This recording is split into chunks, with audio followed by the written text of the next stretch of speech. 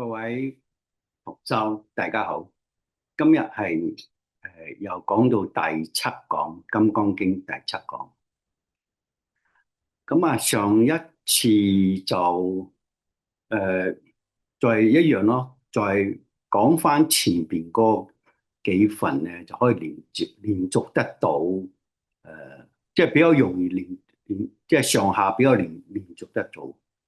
咁啊，《金剛經》依家去到第七講就開始咧，就慢慢即係分得微細啲啊，即係細微啲啊，越講越細微。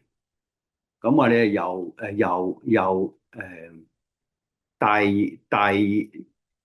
第五品講起啦，即係有誒重複嘅話，如理實見，如理實見即係。如理實見係如理啊，即係意思係由本性嗰度講出去嘅話咧，就係如理，即係本性講出嚟嘅，係冇嗰個作意嘅，即係冇咩係冇計劃嘅。總之係遇到當時遇到咩嘢就係講出嚟，就由心嗰度出嚟嘅，係冇即係我哋講冇計劃嘅吓，即係咁嘅。即係好率性咁啊講出嚟，或者做出嚟嘅嘢咧，去做出嚟嘅嘢咧，就係如理嚟嘅，即係嗰啲係真實義，係真實嘅，冇假嘅意思。誒，佢依一段咧，佢想係破咩咧？即係前邊一段一路都係講係破緊相，即係我哋人咧就係誤解咗嗰個相咧係以為真嘅。相係咩咧？就係我哋外邊嘅，而家我哋人間嘅就我哋嘅身體以外啦。如果係講佛法嚟講咧，就係本性以外，包括自己嘅身體咧，都係都係虛幻嘅，都係假嘅。佢想講呢樣嘢，佢想破咗呢樣嘢，即係講俾我哋聽，你嘅真真正正嘅你咧，係入邊嘅你，唔係外邊嘅你。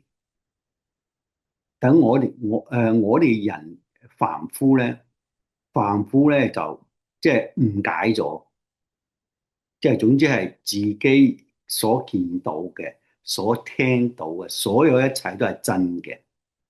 咁啊，佛陀就想講呢個真理俾我哋聽。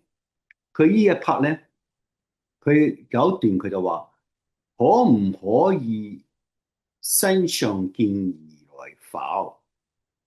即係可唔可以用身體見嗰個本，即係法性啊，佛啊，係嘛？如果我哋未學佛嗰陣時，唔知道自己係入邊嗰個佛咧係真佛咧，就同我哋所知道嘅佛咧係一體唔知嘅。我哋以為咧就佛就佛，凡夫就凡夫。如果成佛嘅話，需要自己要修煉啊。點樣咧，先會成佛嘅。好似我哋世間上樣樣嘢都係要付出啊，要去學嘢啊，要去即係努力啊，先會咁樣得到嘅，係嘛？呢個係自然噶嘛。但係咧就係依家係講緊心嘅真實嘅我哋咧係唔係呢方面嘅，所以佢就講緊個。所以我哋嘅肉眼咧可唔可以見佛咧？佢咁樣解釋嘅，肉眼可唔可以見佛咧？咁如果你世間上嚟講咧，就佢就想講呢樣嘢咯。佢想講可唔可以身上咯？相片嘅相，即係相咧就係外界嘅相，即係所見到嘅有形有像嘅相。如來係無形無像啊嘛，即係法性嚟啊嘛，如來兩樣嘢。咁你話可唔可以見咧？如果係心嚟講咧，就係即係可以講明白有如來。所以你話佢講話即係佢入邊內容個不也世尊，不也不同也係分開又得喎。不也黐埋咧就，如果你冇學佛嘅話唔得，係嘛？哇！有啲人又肉眼見到觀世音菩薩啊咩佛咧，就以為自己好彩啊！咁啊，如果你係用法界嘅角度，有心嘅角度嚟睇嗰樣嘢嘅話咧，其實你見到任何人，你知道佢，你明知道佢入邊真實嘅佢咧，就係法性，同我哋一樣。咁咪唔可以見而來咯。但係佢係想破咩咧？就係破我哋以為真係見到嗰個係，即係佢想講我哋講所有嘅相咧就係虛幻嘅，就呢一章就佢呢一章啊。但係後學想講俾你，想講相身上如來身上咧，就係所有外邊嘅後學不停嘅重複講咧，就係重點都係總之重複咧就重點係嗰樣嘢。所有外界嘅咧四大風火水地，學法即係佛學嚟講咧，加個兩個字就係假嘅合埋一齊，因為佢有生滅噶嘛，佢有生滅噶嘛。咁啊，如來係咩咧？就係無形無像嘅，我哋嘅佛性，我哋嘅本性，道上帝係無形無像嘅，冇形象噶。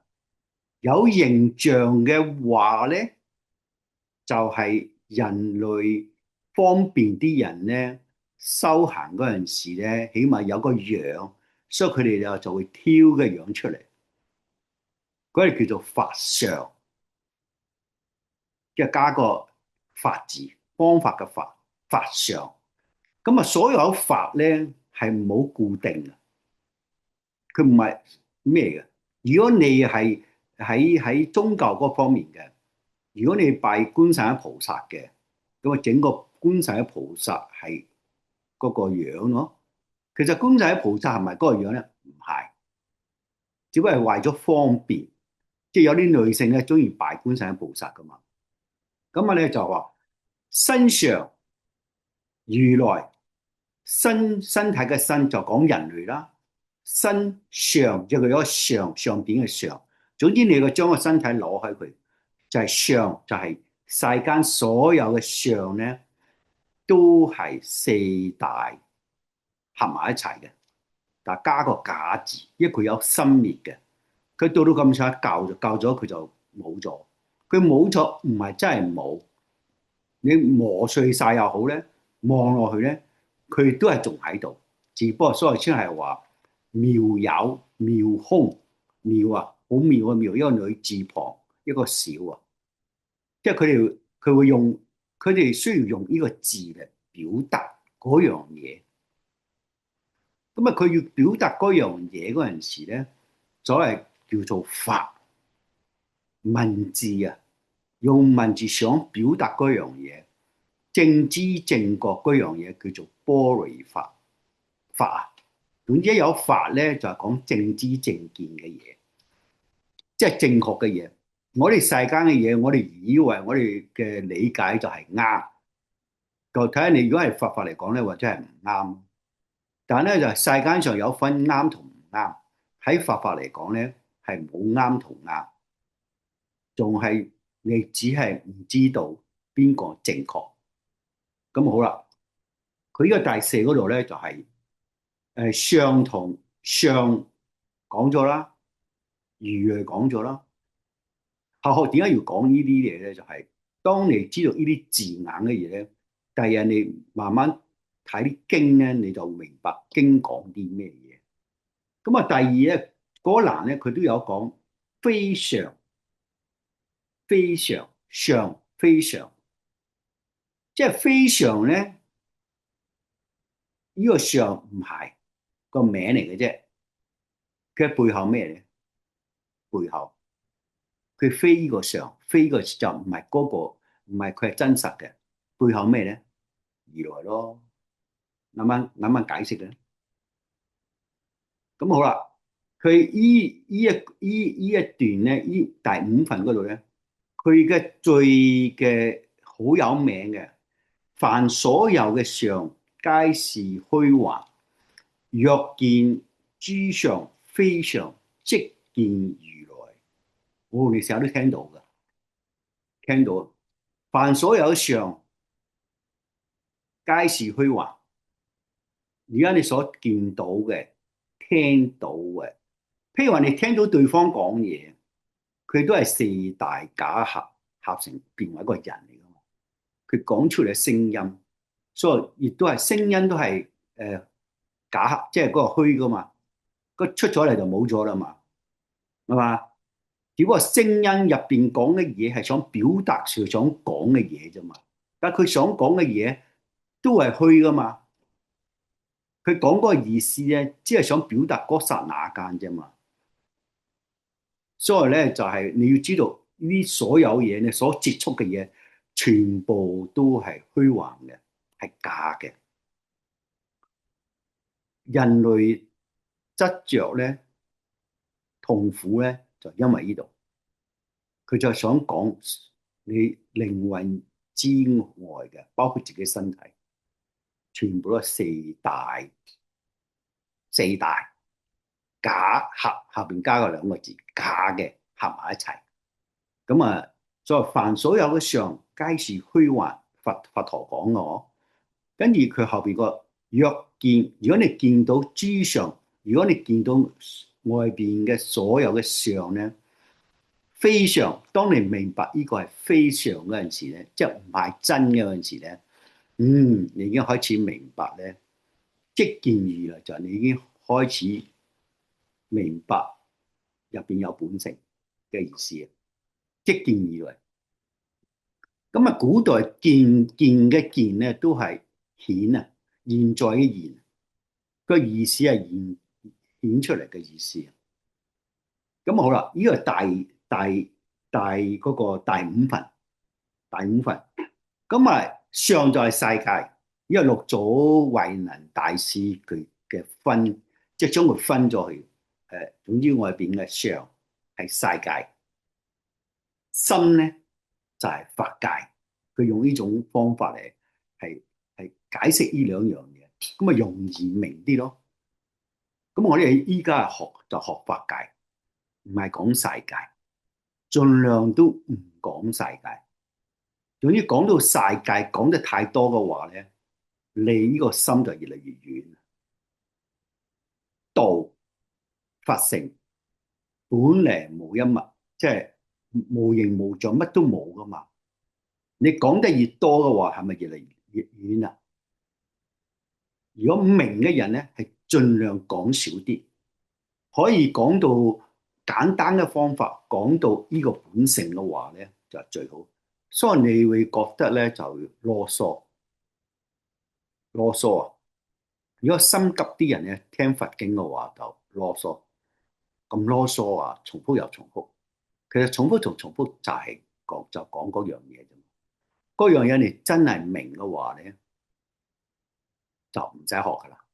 但咩情況你覺得明咧？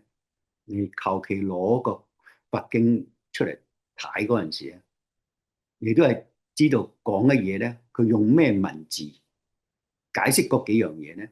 你知道邊一隻字、邊一句說話都係講嗰樣嘢嘅話咧，咁啊，我哋而家講到講到佛性啊，佢有喺度講到如來，係講本性，如來講自性嘅話，又係講緊同一樣嘢。你明呢樣嘢就我講身體嘅體啊，好多啊，30幾個，後學都唔想記咁多啊，因為後學都係只係學《金剛經》，話啲明嗰樣嘢就得。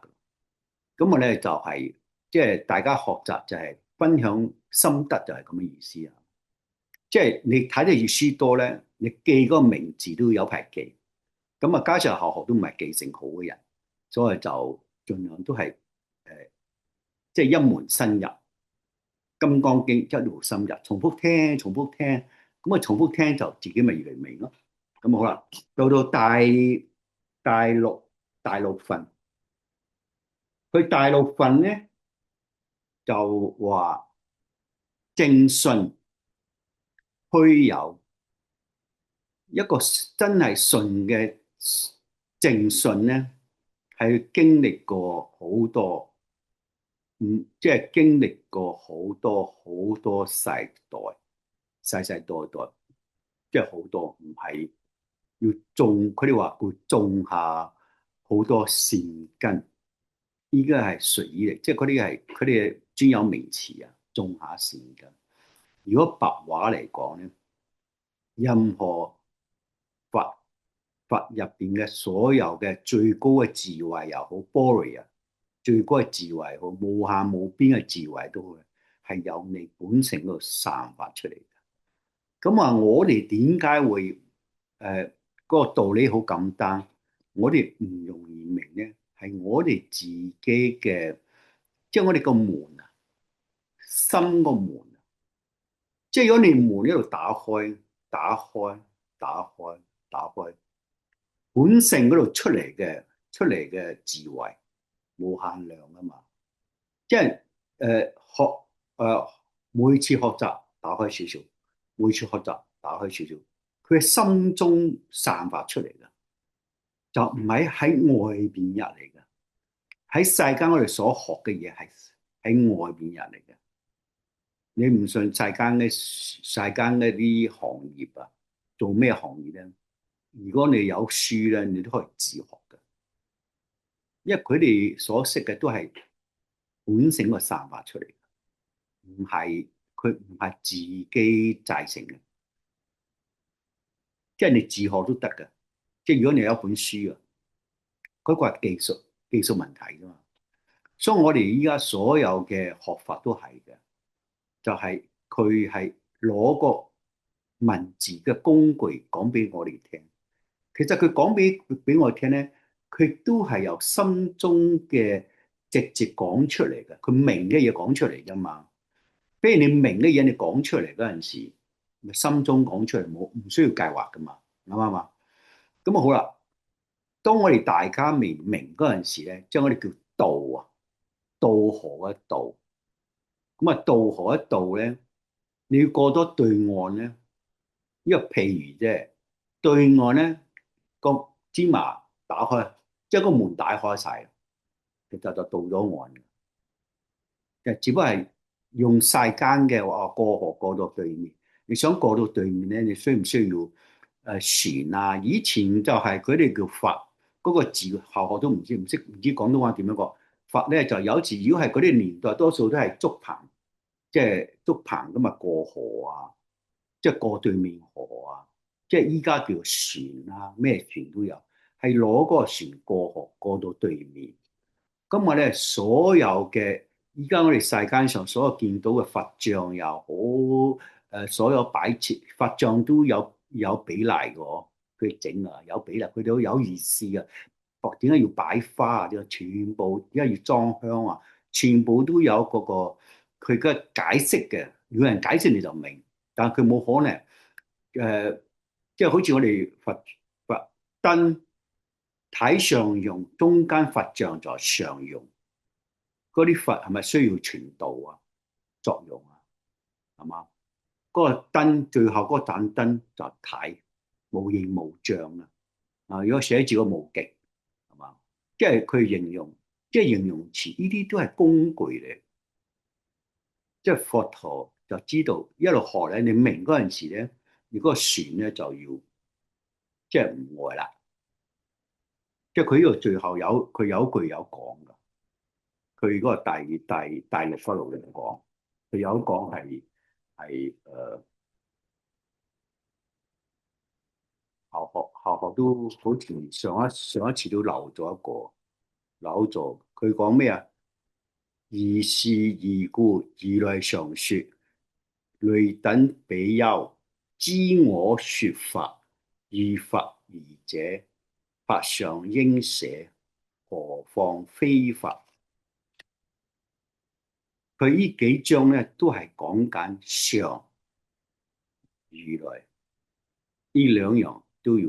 依家開始我哋離上，佢一開始講如來嘅文字啊，即係我哋而家要講佛法啊嘛，相又好，文字又好，講好多啲佛經啊、經句啊，佢開始要我哋明咧就係佛嘅意思。所以呢個大陸嗰度咧就話，當你明呢啲嘢咧，你就唔會有我相、人相、眾生相、壽者相，即係四相。即係呢個相咧，就係講緊講出邊嘅，所有出邊嘅。即係你明白，所有出邊係假嘅話，你就唔會有我相。即係你唔會執着噶。我相咧，一有個我字，呢個我咧，我哋嘅身體嘅我，唔係入邊嘅我，即係我相。你而家有話所有外邊嘅，無論佢哋佛學就用能同所嚟做個總結啊。我嘅能力嘅能，所係對象。而家有對象同埋我嘅能力，總之有你話你應該要咁樣，你應該咁樣，因為手指指咁樣咧。我想要呢個，我想要嗰樣咧，全部都係我上人上眾生上做嘅上。壽者上就係即係掛字啊，壽者係講時間嘅意思啊，即係希望長久啲嘅意思。但係最主要都係我上，一有我上，全部就冇晒。咁啊，即係意思話呢啲我哋日常都係時常都犯，有冇一講犯嘅錯誤，時常做緊嘅嘢。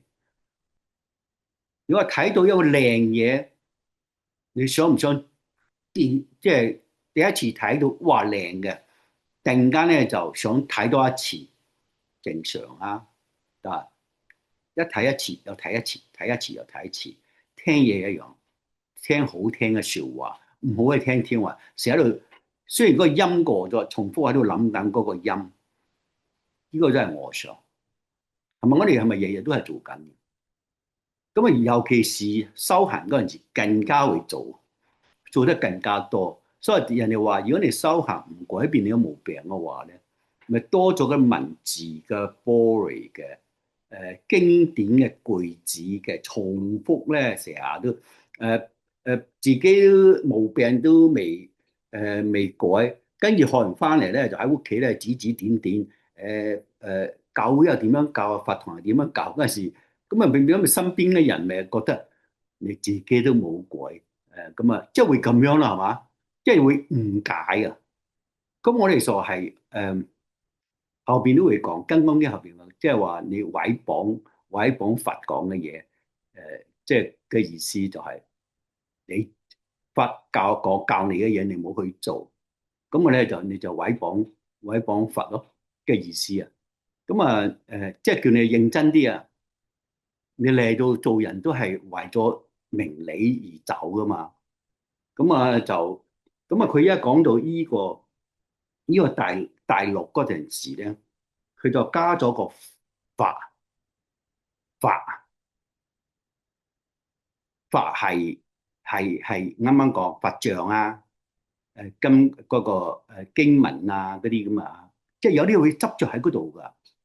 喐一喐就係隨緣啦，喐一喐啊咩咩，加好多佛書入邊講嗰啲文字啊。但佢有可能唔知道個意思喎，即係講咗好多啲，即係好多啲修行嗰啲正知正確嘅啲文字嘅嘢。咁啊，佢呢段咧就講，你如果正信經過唔知幾多世，唔知幾多劫，先嚟到呢度，好似話種下善根，種下善根，即係話你經過咁多佛嘅教導，種下咗好多善根。其實唔使種善根，本身自己善喺入邊噶嘛。只不過依家嚟講咧，依家白話嚟講就門啦。你個心門打開咧，你咪入邊嘅智慧就出嚟咯。人哋話：哎呀，心門打開咧，智慧門出嚟咧，就咁嘅意思。即係唔需要學嘅，哇，係咁湧出嚟噶。咁啊，佢依段嘅，佢重點係想講咧，唔好取常，即係唔好當外邊所有外邊係當真，就諗我取啊，唔好取法上，就啱啱講嘅經文啊，唔好取非法上。非法上嘅意思話咧，誒、非法上咧就係、誒、我知道外邊係假噶啦，啊，即係有嗰啲係假噶啦，我知道噶，我知道我心中所睇到嘅嘢，都係好似我鏡入邊嘅影子嚟嘅一樣，即係我哋攞個鏡俾你睇，方便。嗰頭唔識嗰啲，呢啲就係啱啱講係工具嚟噶，導致工具冇咗啦，鏡入邊。鏡入邊嚟到嘅，我所見到嘅，我所見到嘅喺我心中嘅嘢，都係都係假嘅，非法上，法上係非法上，非法嘅意思。總之係法咧，就已經代表所有嘅我哋所見到嘅喺我哋心中嘅叫法啦。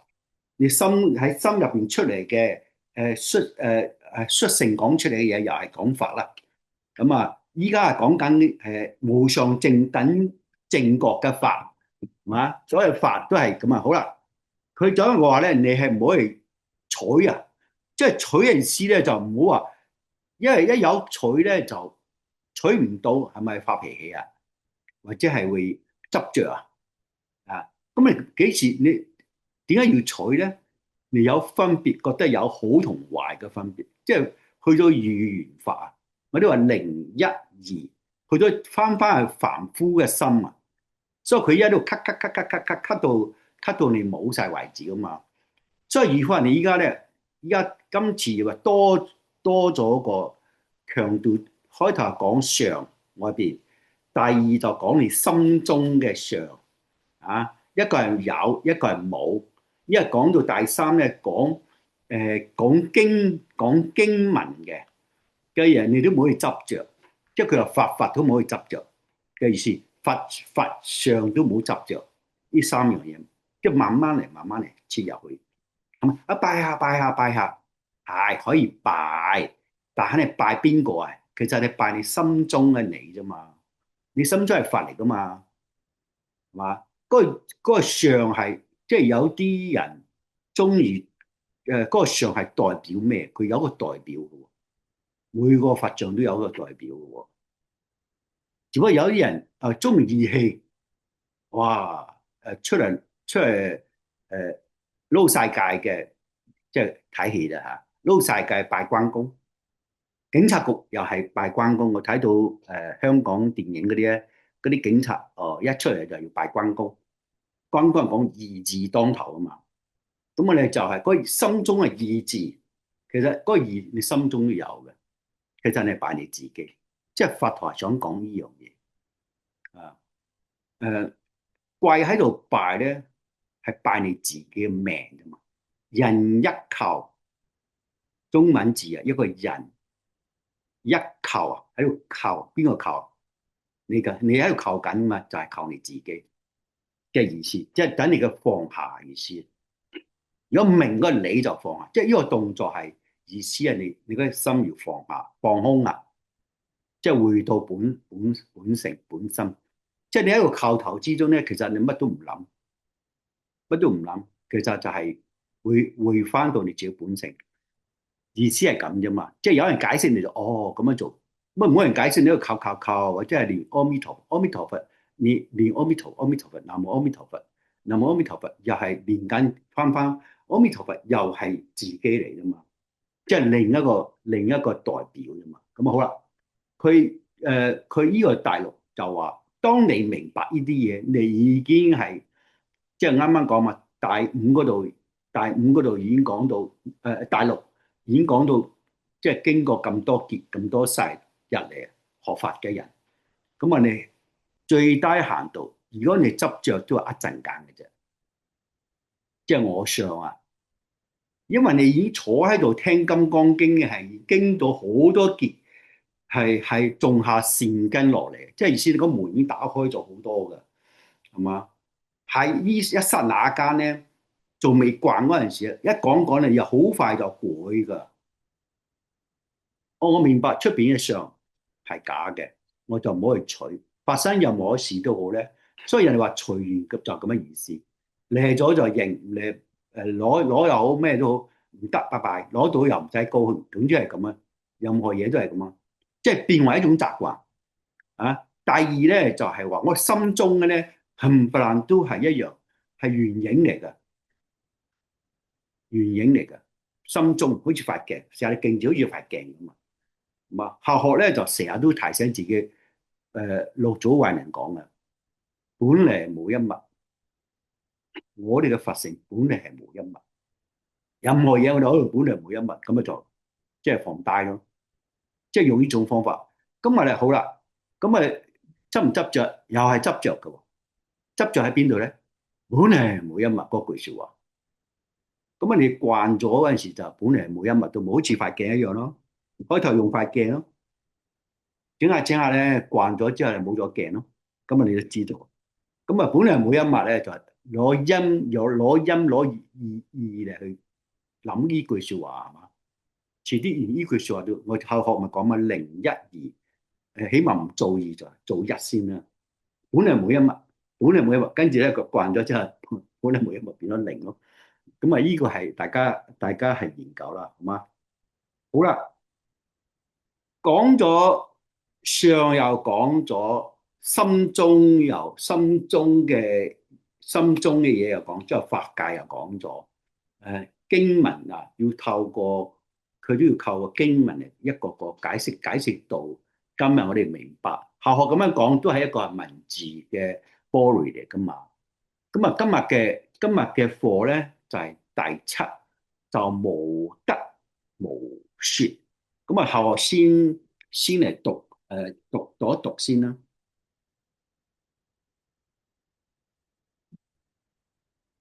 無得無說分第七。虛菩提，如意云何？如來得阿耨多羅三菩提耶？如來有所說法耶？虛菩提言：如我解佛所說，而無有定法，名阿耨多羅三藐三菩提，亦無有定法，如來可說。何以故？如來所說法，皆不可取，不可說，非佛，非佛。所以者何？一切賢聖皆宜無為法而有差別。呢個入邊咧都有幾個係重點嚟，有一個係重點嚟。啱啱講過一切賢聖啊，皆宜無為法而有差別。咁啊，佢話無得無說，無得無說。世間上我哋慣咗咧，所有做嘅嘢係希望有得噶嘛，希望有得噶嘛。咁你有得，無得無說。咁啊，佢想講點解無得無說咧？佛陀佢覺悟咗啊，即係無上正等正覺法咧，就係即係是覺悟法，覺悟嘅方法。咁啊，覺悟嘅方法咧就係幾句說話講完啦。正覺就你知道，人人都有覺性嘅覺悟嘅，人人都有㗎。你又有，我又有，大家都有覺性啊。早晚誒，即係早或者係晚嘅咋。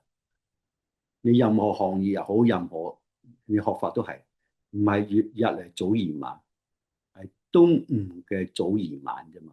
中午有啲咁我咧就話覺悟個個都有。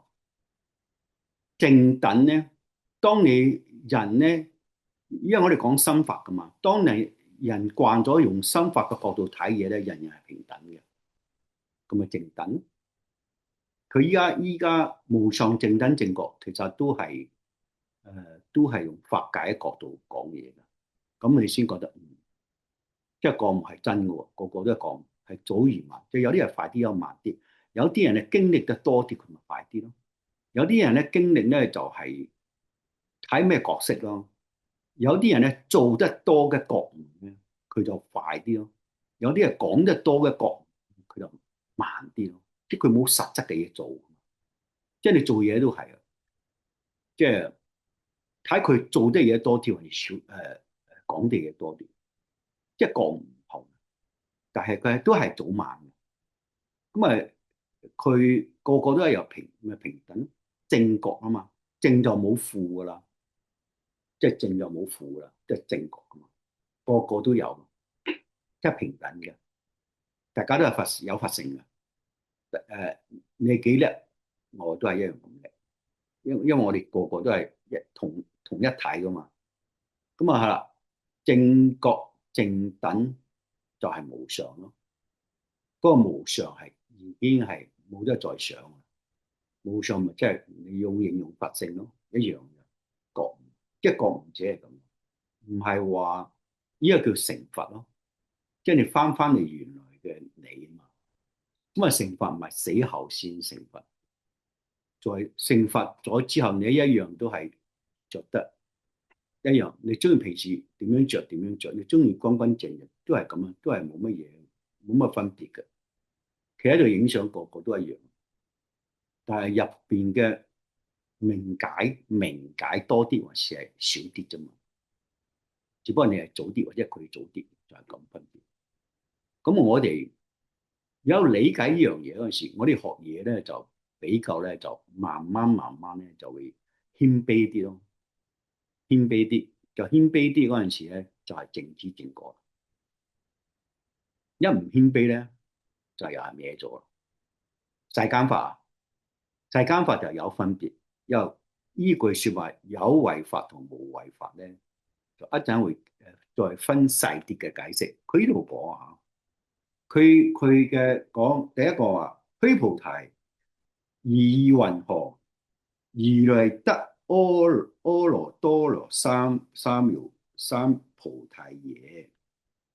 如來有所說法耶？如來有冇得？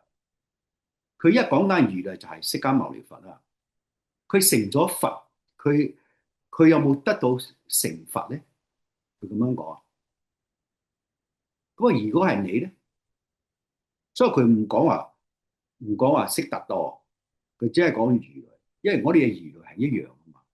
如果有一日你明白咗正覺正悟嗰陣時，你唔好同人講我有得到正覺正悟，咁啊你又係執着噶咯。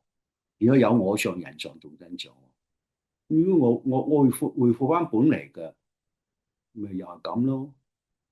咁嘅態度、心態嘅話，就係冇我相、人相、眾生相。如果有嘅話咧，變咗咧就係唔夠謙卑咯。咁咪又嚟啦，咁咪又有我相，即係又係唔係咯？即係你係唔係同人哋係同等嘅，變咗你係高一等嘅，就變咗又係有我相、人相。所以講嘢一唔夠謙卑嘅話咧，一定係有我相、人相。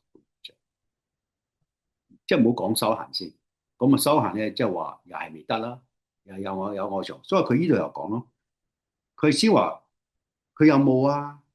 佢有冇講法啊？即係有冇講？啱啱就講到上邊嗰個，啱啱講無得無說嗰 part，一個得就係如來有冇得阿羅三藐三菩提，同埋咧如來有冇說法嘅嘢。咁啊虛菩提咁啊就係我哋咯，佢就話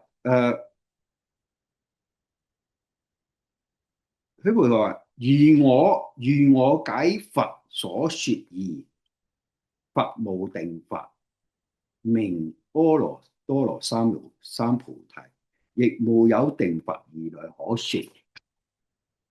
佢就已經係有咗答案啦。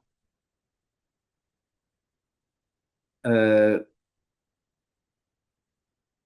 無上正等正覺，自己有嘅，你係有，我係有，只不過我唔知道我有啫嘛。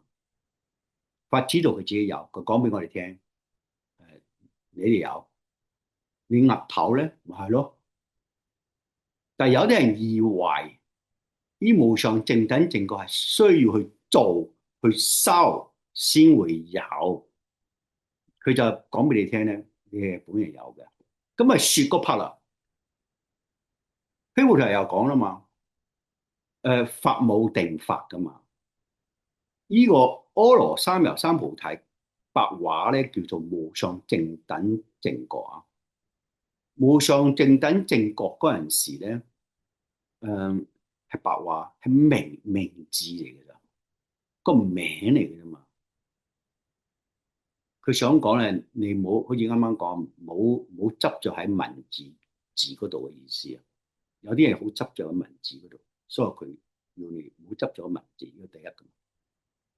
無法可説嘅意思咧就係法冇定法，法冇定法嘅意思咧就係咧方法咧，你想講體上用呢三個字，想講無上正等正覺嘅意思，呢三樣嘢咧，每個人嘅講法唔一樣。你遇到有啲學歷好高嘅，你又需要學歷高嘅方式嚟講呢三樣嘢；學歷低啲嘅又要學歷低啲嘅三樣嘢；冇學歷嘅又用冇學歷嘅方式講三樣嘢嘅意思，即係法冇定法嘅意思。即係意思咧，你唔好即係冇話你一定要咁樣做，或者一定要咁樣做。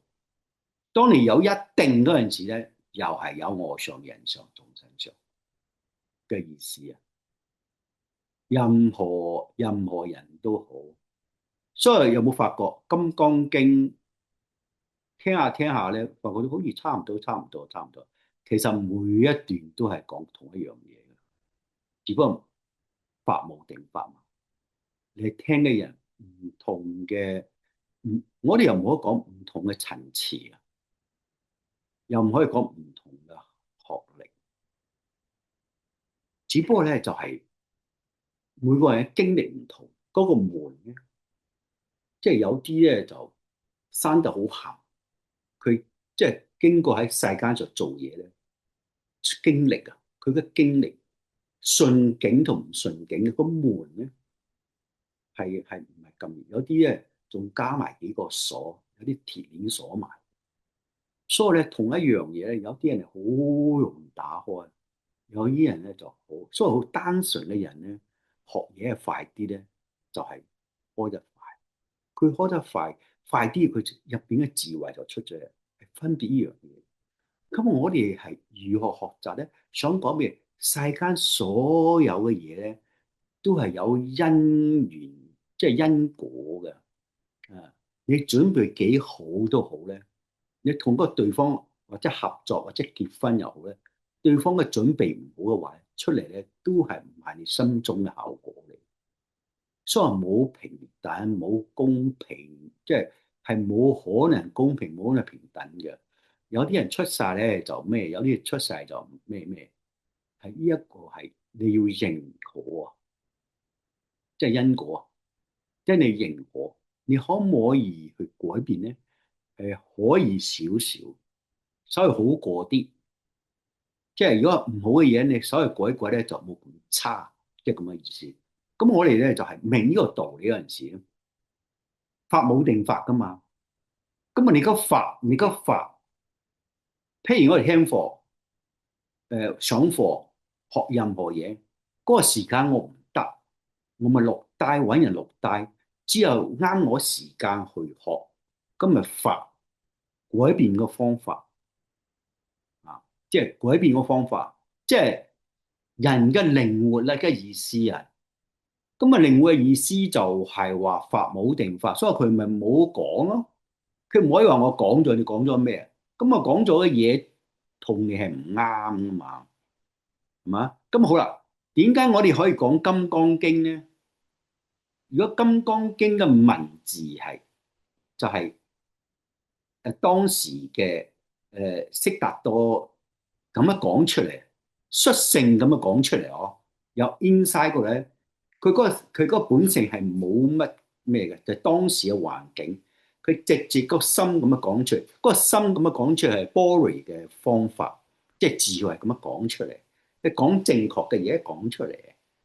咁啊好啦，當時後來啲人翻譯咧，有啲人翻譯會加咗少少，有啲嘢咧都係比較單純啲，都係大概嗰個意思。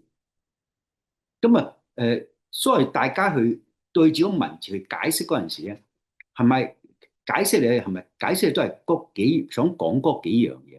咁我哋唔同年代、唔同嘅時代咧，嗰啲文字嘅表達方式唔同。咁啊有遇到嘅有啲人咧比較學嘢係比較細微啲，本身就做嘢就好細微、好細微。佢又會驚啲人唔明咧，佢又會解釋多啲、多啲、多啲、多啲。咁啊，有時多啲多啲咧，又變咗係好事又做壞事。但係咧，佢又唔係做壞事喎，因為遇到佢哋嗰種人咧，又啱晒喎。所以你就話如果係冇學問嘅人，思想唔複雜嘅人，佢明嗰陣時，佢就係講嗰幾個就講完啦。咁啊，有簡單人一聽完又明咯。咁啊，複雜人咧聽你聽落去咧。咁簡單有冇料啊？即係會咁樣嘅。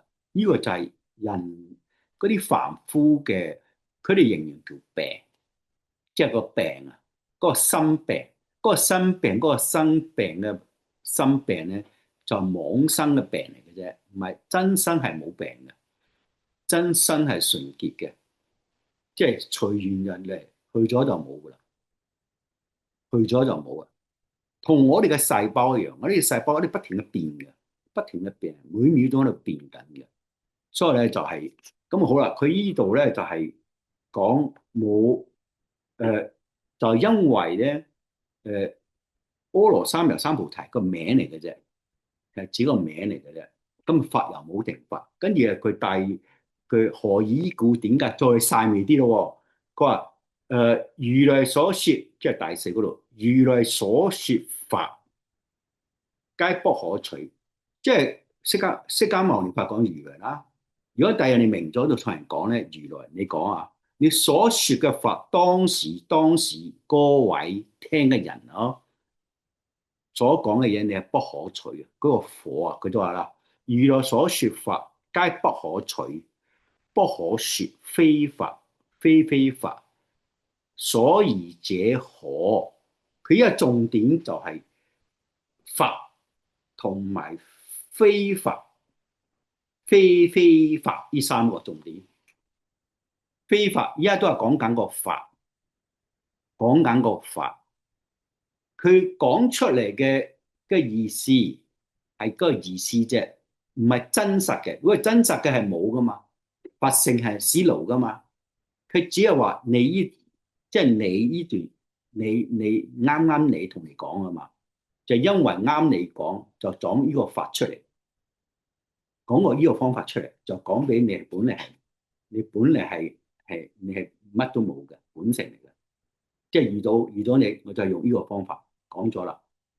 所以咧，呢個法咧唔係真嘅呢個法嚟㗎，你唔好同人講喎，叫做非法咯。佢咪真係唔係呢個方法嚟㗎，唔係係非法嚟㗎。咁啊有啲咧，再執着喺呢個非法嗰度，非法嗰度，非法咧就，哎呀，咁我就唔呢樣我就唔做啦，就偏空啦，即係偏空有啊，非法啊，即係偏空咧就話，你會見到咧，未修行嗰陣時好執着呢邊嘅，到修行咗之後，好執着呢邊，你會見到好執着呢邊咧就非法，因為修行多數都係講空嘅。即係冇噶嘛，本嚟冇一物噶嘛。誒環境本嚟有一物，所有嘢都係白做噶啦，唔做啦。誒屋企又懶得理啦。歸山啊，即係會咁樣，咁咪係非法咯。即係又唔得，因為你係會喺世間上啊嘛，即係中間先得，要翻世界先得嘅。只不過你喺做人之中、做事之中，你明白呢個道理，就唔好去執着嗰件事啫嘛。唔好執着嗰個人，又唔好執着嗰件事，又唔好執着嗰件物。因為呢啲全部都係工具嚟嘅，喺人間嘅工具。學法咧就係只不過係學法嘅工具嚟嘅，個船啊嘛。一明呢拍，即係而家當明拍。因為啱今日我哋講呢幾樣嘢都係講，開頭係講係常，跟住又講法，法就講心。一聽到個法，都係講心。咁啊，心咧外邊嘅出嚟嘅，你見到嘅喺心入邊嘅樣咧，嗰就法相。見到入邊有嘢啊，當你入邊有件嘢喺度咧，佢入邊嘅嘢叫做法相，就冇嗰件嘢咧叫做法。咁啊，如果我哋講法嗰陣時咧，有 inside 個講出嚟喺度講出嚟嗰陣時咧，都係法嚟㗎。但係咧就有啲人咧就係當呢個係真㗎，所以佢話呢個都係唔係，呢個就係非法，非法。呢個都係唔係非法。跟住咧，非法加咗個非字咧，就因為手字嗰個法啊。呢個空啊，我唔咩嘅。好啦，下學而家咁樣講講咧，如果唔認真聽嗰陣時咧，又係一嚿雲嘅喎。其實都係講緊法非法，即係兩個非法加咗非法，即係其實都係講緊呢三樣嘢。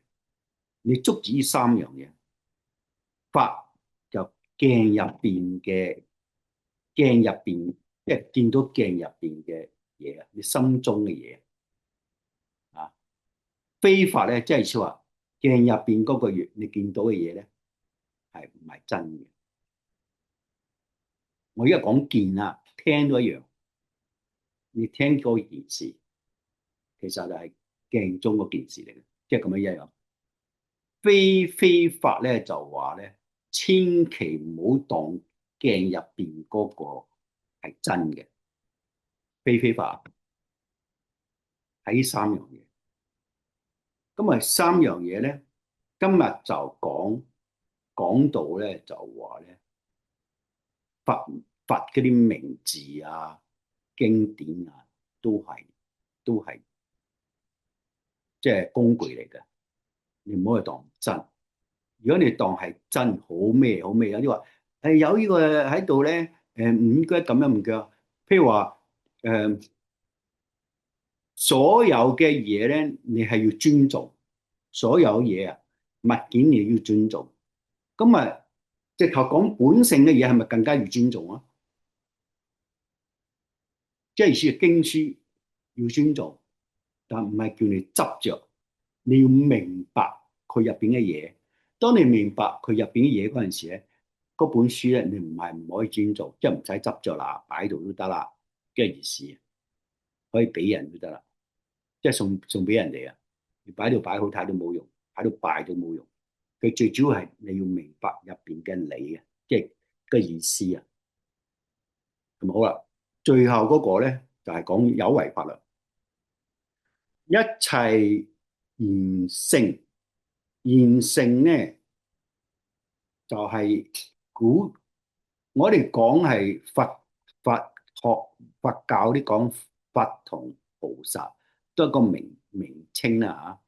佛就係講到本性嘅，菩薩咧嗰個人嗰個見地咧，仲有少少情啊，個即係好深個情。佛唔係冇生，只不過咧就係隨緣嘅。呢個咧就菩薩咧都會有少少即係掛念嘅意思啊，少少啊都會有嘅。咁啊咧呢個聖言咧就係中國嘅啲人形容嘅。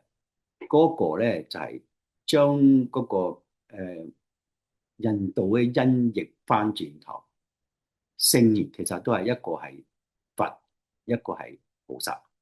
聖咧就即係佛咯，言咧就係菩薩咯。咁我咧就係佢呢度講話，皆以無為法而差別。講無為法先，差別差別，無為法同有為法個分別。道家嘅無為同呢個無為法係唔一樣嘅，個理解係唔一樣嘅。即係如果唔好講高低啊，呢個無為法係本性嚟，想代表講本性。咁啊，道家嘅無為咧，都係未去到講本性嘅，即係有為同無為嗰個心啊，係有少少分別嘅，即係始終都係有語言法嗰度。但係呢度無為法咧，一個有為法，一個有為法係講世間嘅嘢，一有世間所有嘅事情又好，所有嘅人又好，物又好，都係有為法，都係有為法。因為世間我哋想見到宇宙嗰啲嘢，都睇到，都係叫做有為法。無為法咧，就係講心嗰度，不生不滅。成日聽到不生不滅就係無為法嚟嘅。啊咩誒能同所咧，無能無所啊！啱啱講啊，本身 inside 啊，佢能力係好大嘅，佢使咩個個都一樣啊嘛。所以咧就係佢個對象，佢又冇對象，佢個對象係永遠都係隨緣嘅，嚟到就做，佢唔會刻意去做嗰樣。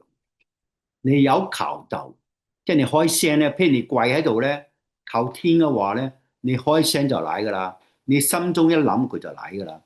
你跪喺度，你唔諗都冇用，佢唔會認嘅，明唔明啊？就係咁樣，即係法性係本性，即係道係咁樣嘅。你開聲，心嗰度意念一諗，啊，你俾我咩，佢就俾你。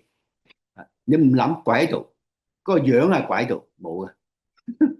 即係點解有時話有啲靈，有啲唔靈，即係有話好虔誠嘅意思啊。咁啊又分嗬，無為法就係本性咯，body 咯，即係 body 噶，即係你入邊嗰個啊，即係一句講晒，我呢個人咧，如果係好虔誠嘅話咧，好專注嘅話咧，就係出嚟啦，同天相應啊，天人合一就係其中一個意思，就係咁樣。所以有時係好妙嘅喎，啊你可以試下，即係其實係呢個刻意嘅，但你可以試下，佢都認嘅。咁好啦，有為法就係有生滅嘅，啱啱講係凡夫嘅。你心中成日都係有成功失敗，有咩咧，全部都係有為法嘅。你如果有咁嘅諗法，一個係無為法嘅做法啊諗法，就係而有差別就喺呢度啦。而有差別嘅嘢咧，就係如果用心中嘅差別喺邊度咧？呢個人間啊，差別喺邊度？我哋而家講緊係成佛噶嘛，翻原來嘅你啊嘛，即係原來嘅你啊嘛。即係如果喺道家解釋嘅就係道嘅入門，即係入門啊，即係道嘅入門唔一樣嘅意思啊，嘅差別嘛。即係你道嘅入門。即係你嘅佛性嘅出入，咁我哋依家有時會聽到，有時睇到啲文字，睇到係求道求道啊！你有冇求咗道啊？嗱，呢個就係道嘅入門，即係差別喺度啊，意義差別啊。現在有啊，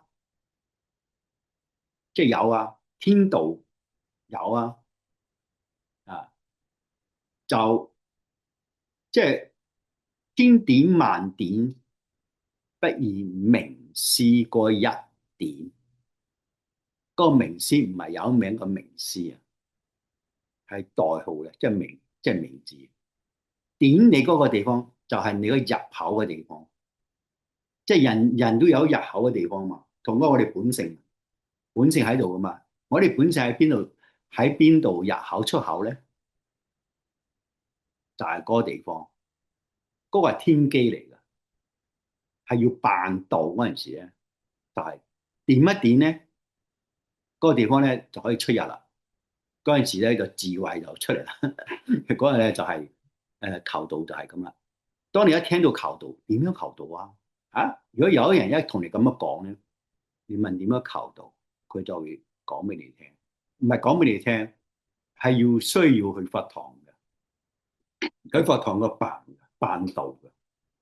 所以就係世間上好多上天係好慈悲嘅，佢係要透過依家啲人嘅靠睇書啊，靠學咧，依家啲人太繁忙啊，忙得滯啊，係冇辦法明解嘅。你要明解咗之後，仲要將自己嘅壞習慣改咗啊，生活習慣啊、飲食習慣樣樣都改啊。你要改咧，你先會明好多嘅，你先會接觸到，即係接觸到內外接觸到，所以一定要求道咧。求道咧就直頭塞咗嘅地方咧，幫你打開，一打開咧就讀經咧就快啲，即係明好多，好快嘅。所以呢個係求道係其中現代最快嘅成道嘅方式，即係成道，即係成佛嘅意思啊！即係佢比較快啲，即係唔係話哦求咗道你就成佛，唔係，即係即係成咗佛唔係，係你對經典咧就比較快理解啊，快啲理解，快啲改啊，自己好快改啊！譬如好似人哋話世間上咧飲酒啊、食煙啊想戒啊，有啲人戒唔到啊。當你喺嗰個有冇聽過話食到一定要解藥㗎？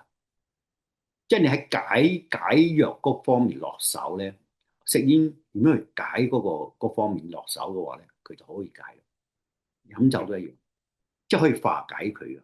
當然係食物啦，用呢個咩食物令到佢化解佢個身中嘅毒，咁咪就快啲咯，就咁嘅意思。